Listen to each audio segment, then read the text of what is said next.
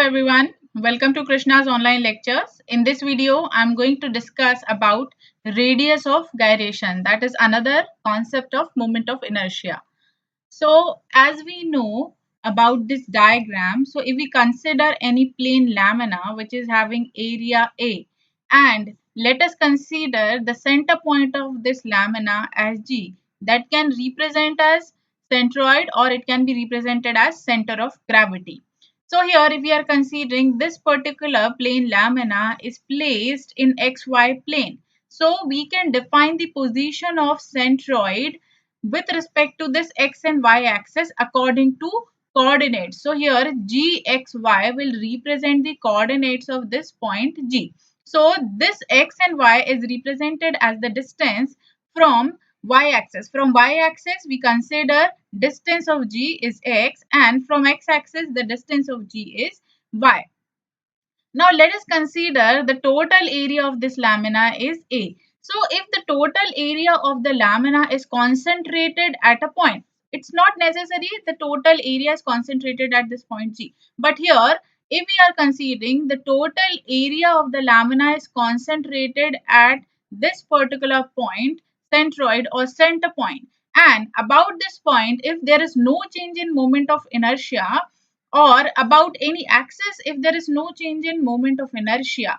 So the distance between this particular point where total area of the lamina is concentrated from the given axis, for example from y-axis, so this particular distance is represented as radius of gyration, or we can consider if this particular body is rotating about any point.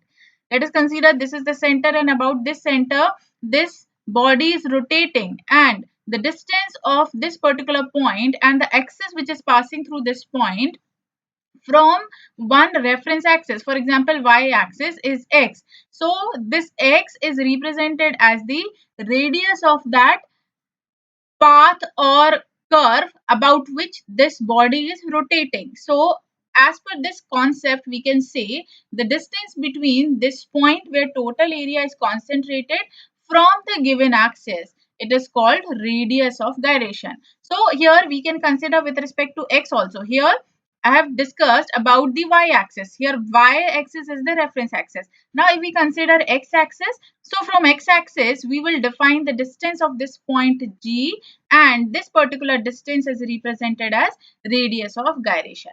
So radius of gyration is generally denoted by K, and the formula of radius of gyration we defined on the basis of moment of inertia and the total area. So this radius of gyration is equals to under root of I by A, where I we consider as moment of inertia and this A is the total area of the plane lamina, and this K we consider as radius of gyration.